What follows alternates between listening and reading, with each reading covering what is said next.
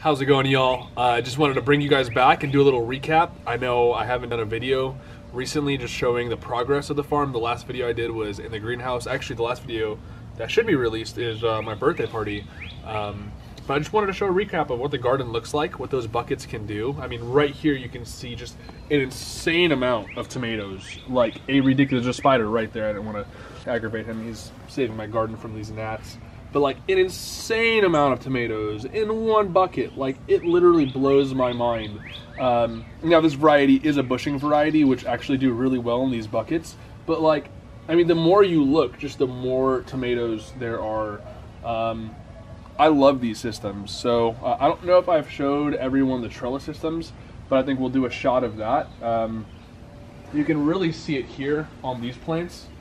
So the way these trellis systems work, instead of having a crisscross pattern where you have strings coming across, you just tie one string up and then just wrap it around. And then when it gets up top, you just flip it over and it comes right back down.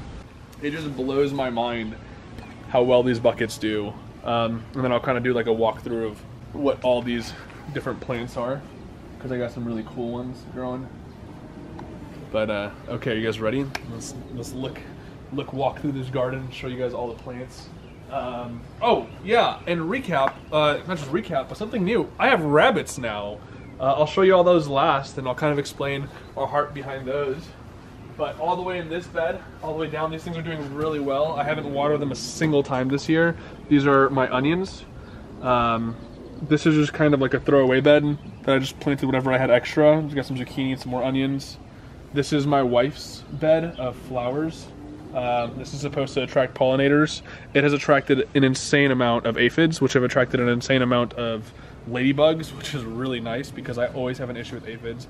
But I've been getting, I think they're Asian ladybugs, so technically they're considered a nuisance, but they do the same exact job. The only reason they're considered a nuisance is because they're pushing out our natural ladybugs. So it's kind of a double-edged sword, but they've done a really good job of keeping track and just kind of cleaning up the full garden from aphids. I haven't had a lot of issues with them this year. I'm not really going to go through each and every plant. I'm just going to kind of show you the exotics. Like, this is a tomato. I think it's aroma. I don't remember what it is. But like, look at this bucket. Look at that. Look how small that bucket is, and look how massive this plant is. It just blows my mind. Got peppers in between. This right here is that, I'll actually show you the better one down there. Is that Papua New Guinea, they're called Lychee Tomatoes. They're supposed to taste exactly like cherries. But this plant is terrifying. Like, I don't know if you got a close up of those thorns. Literally terrifying.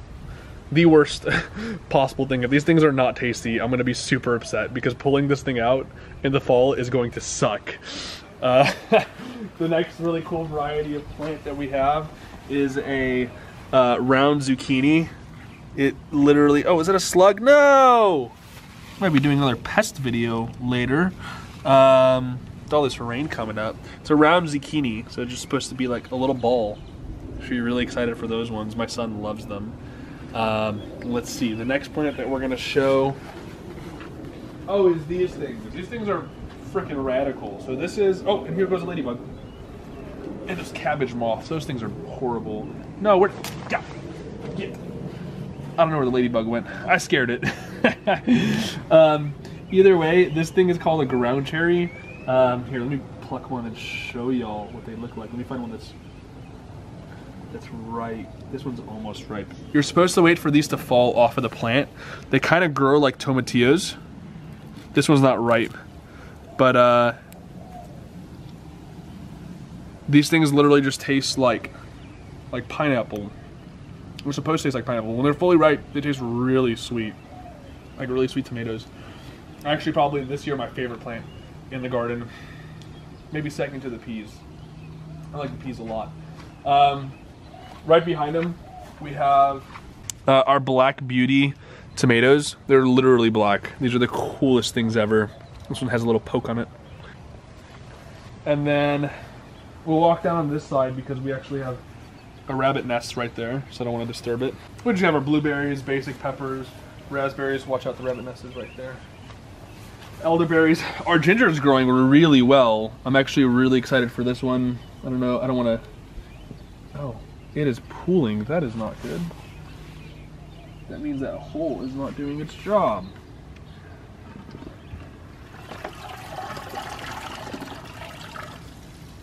Oh, with all this rain, I'm gonna have to figure that one out.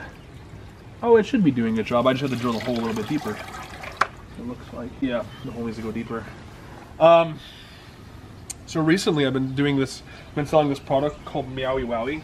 It's a type of catnip. This is actually the catnip right here. I just harvested this a couple weeks ago, or a couple days ago actually. It's already grown back pretty far. This is a type of mint. If you guys don't know what catnip is, it like makes your cats go buck wild. They love it. But this has actually been the most profitable thing out of the garden this year. I'm hoping to expand this a little bit further and doing an aquaponic system with this, but we'll do another video on that later if I actually do it. I planted 7 new plants recently of catnip because people just loved it. They thought it was like the funniest thing. They loved the product. They said their cats went buck wild for it. I have a couple videos, but people were saying that their cats actually like my catnip better than they like store-bought catnip. I think it's because it's fresher, and it's like 5 days from plant to home if you order some. But that's been the most profitable. Not my most fun plant because I can't consume it. You can, but people don't necessarily recommend drinking catnip tea. But later on that. My fig is doing really well in these buckets.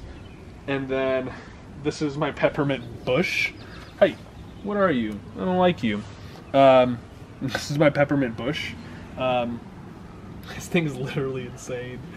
Like, the reason I wanted to show you all the plants is because you can literally grow anything in these buckets. Like, it's pretty cool as long as you manage them. See, like, I had an issue with my ginger where the hole wasn't drilled low enough. But look, it's still doing phenomenal. Like, it's still really big. It's actually decent sized for ginger that only gets 2 hours of sun. And then last but not least is this terrifying monstrosity, if you want to do like a slow pan of all that. That's a lychee tomato. I really hope these taste good. It hasn't produced anything yet. It's so terrifying.